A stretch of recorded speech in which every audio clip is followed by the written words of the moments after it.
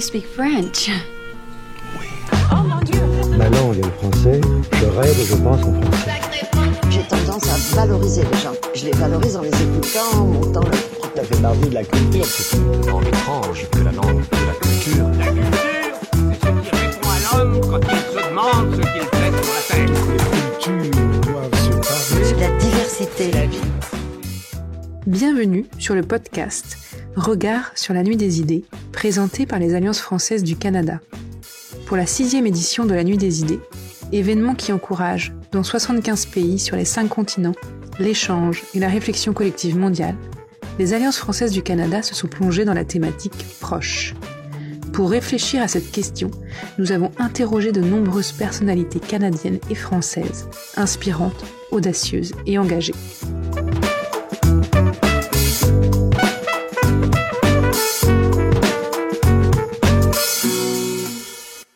Dans cet épisode, nous vous invitons à suivre notre conversation avec Solène Bossu, danseuse et chorégraphe française.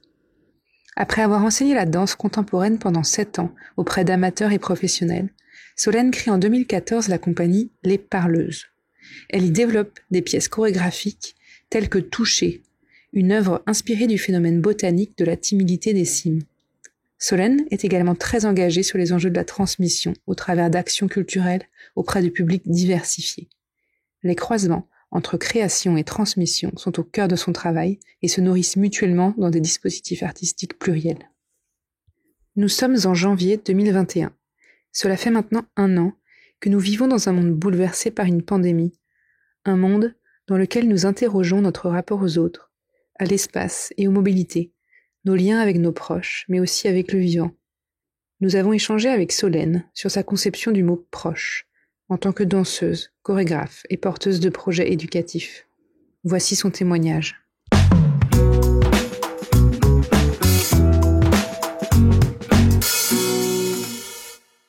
Alors, le mot proche, du coup, j'ai fait quelques recherches parce que c'est vrai que c'est un mot que j'utilise beaucoup dans la vie de tous les jours. Mais en fait, je me suis dit que ce serait intéressant d'aller chercher la signification toute simple dans le dictionnaire.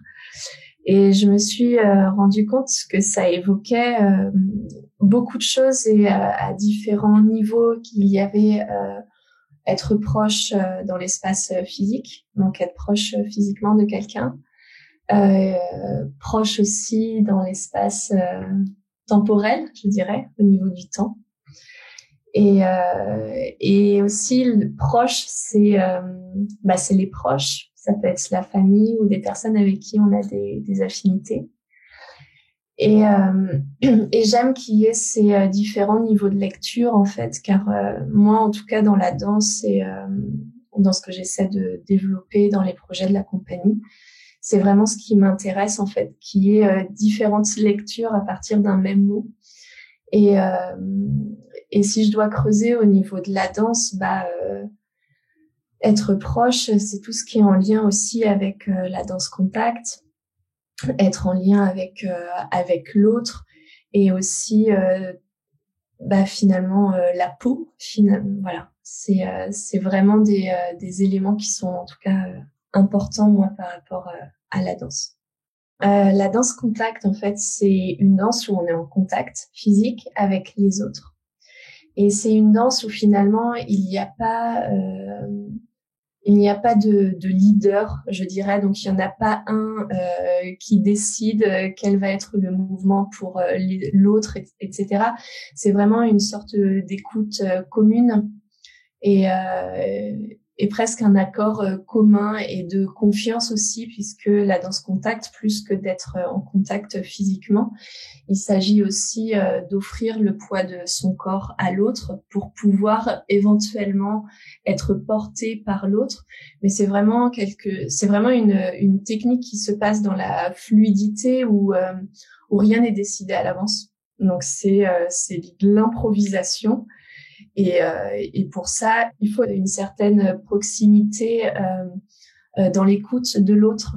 Et c'est quelque chose qui dépasse le contact physique, en fait, qui va plus loin. C'est encore plus encore plus subtil. C'est un peu comme si on avait des yeux dans le dos, des capteurs. C'est être capable d'être à l'écoute de l'autre, pas seulement avec son regard ou pas seulement avec la parole ou avec les oreilles, mais être à l'écoute de l'autre avec tout son corps.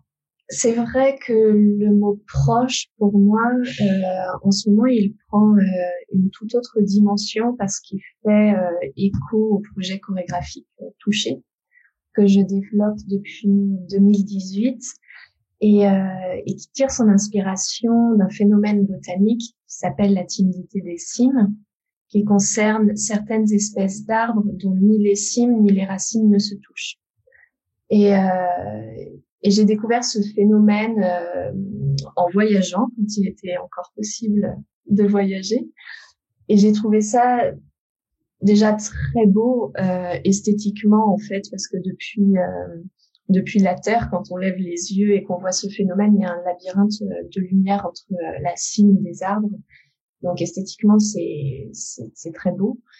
Et après, j'ai trouvé ça vraiment intéressant qu'on voit très fort la singularité de chaque arbre, mais également et surtout cet espace entre.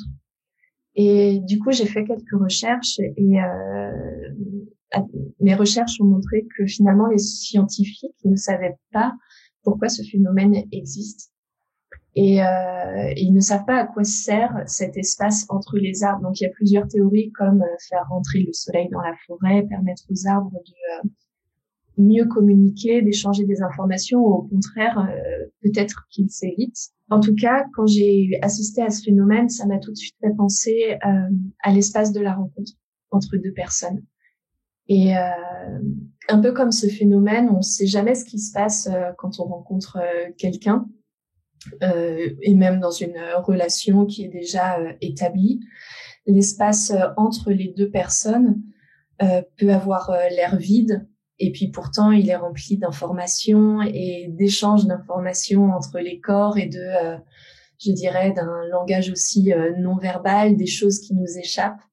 Et moi, c'est tout ça qui m'intéresse et c'est peut-être une utopie finalement, mais avec ce projet, j'ai envie de mettre en lumière l'invisible et ce qui ne se voit pas et ces espaces entre.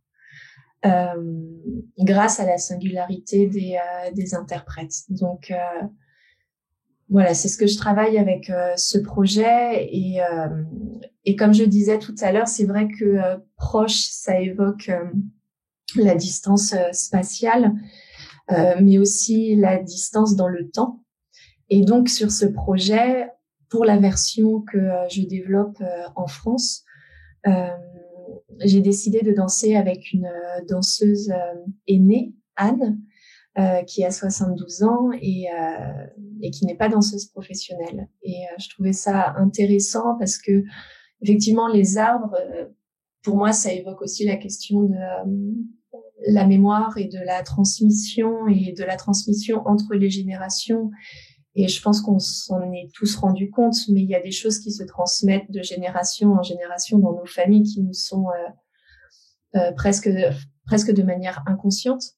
Et c'est ça qui m'intéressait de travailler dans ce projet aussi, de la distance ou la proximité temporelle. Du coup, les deux pour moi se rejoignent.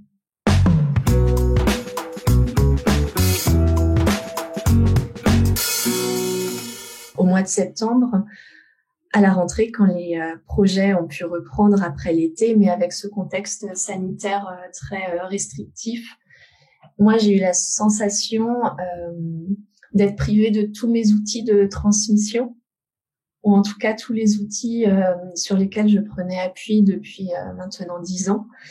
Et parmi ces outils, il y a le contact, apprendre à entrer en contact avec l'autre, donc vraiment le contact physique. Apprendre à toucher l'autre et à donner son poids à l'autre et à faire confiance aussi à l'autre. Le travail aussi avec les objets et finalement le travail aussi avec le sol, savoir être proche du sol et utiliser le sol d'une autre façon que juste pour marcher. Et c'est vrai qu'avec ce contexte sanitaire, tout ça c'est impossible. Donc j'ai été dans des lieux où c'était pas possible de s'asseoir ou de s'allonger par terre. C'était pas possible évidemment de se toucher, et même les objets, c'était pas possible de les utiliser.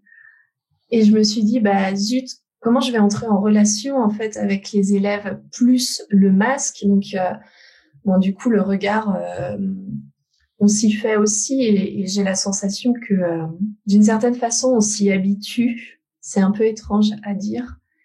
Mais en même temps, on apprend aussi, je crois, de plus en plus à communiquer avec les yeux.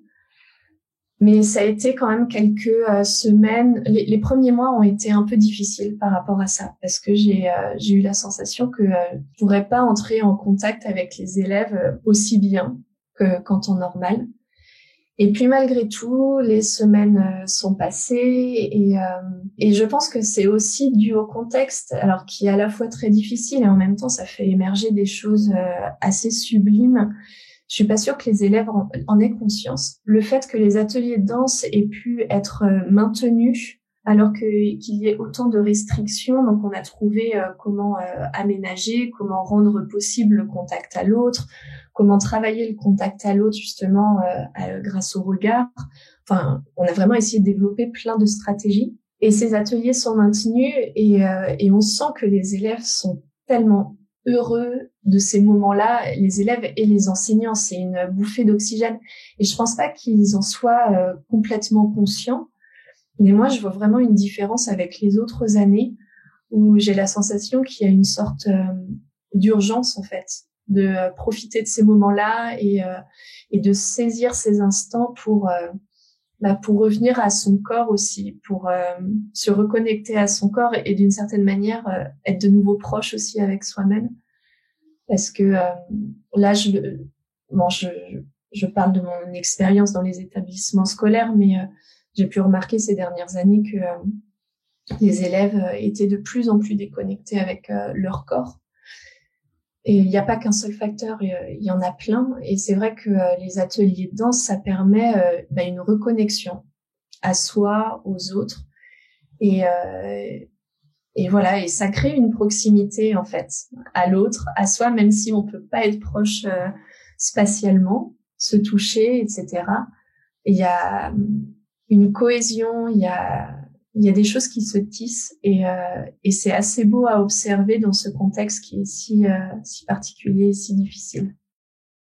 Parmi les propositions de danse là que je mets en place avec les élèves,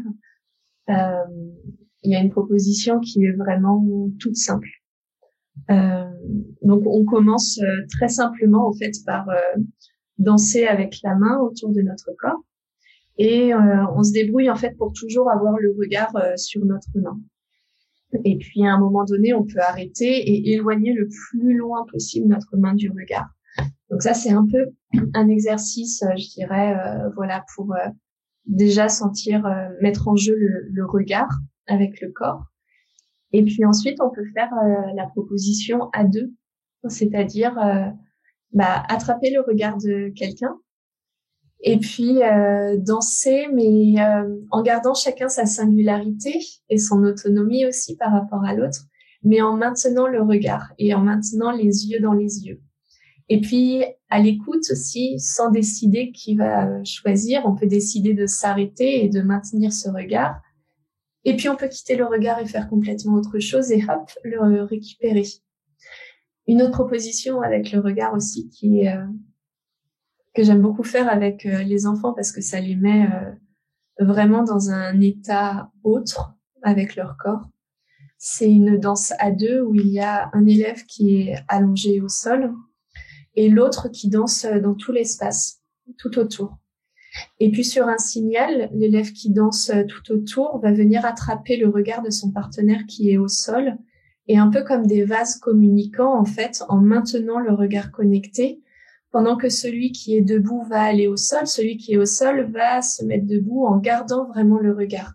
Et du coup, c'est obligé de se passer dans un temps, en tout cas au début quand on commence à faire cette proposition, dans un temps lent. Et tout d'un coup, à chaque fois que j'observe cette proposition auprès des élèves, on a vraiment la sensation qu'ils sont tout d'un coup dans une bulle et qui se racontent des milliards de choses avec les yeux qui ne leur appartiennent qu'à eux. Et c'est à chaque fois assez magique.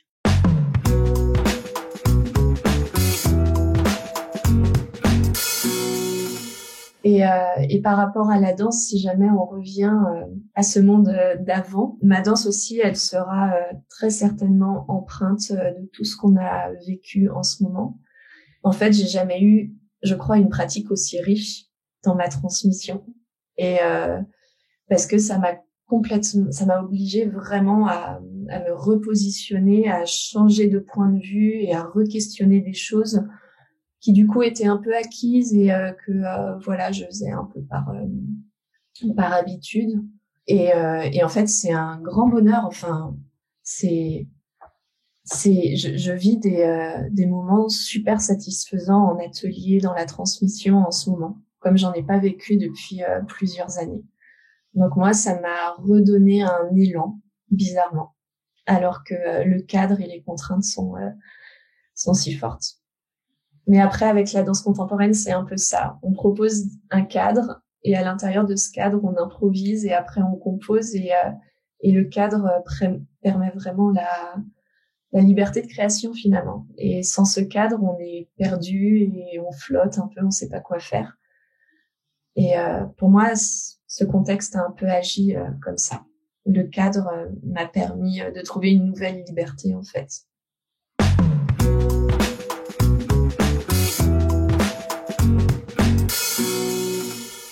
Merci Solène d'avoir partagé votre regard sur la Nuit des idées.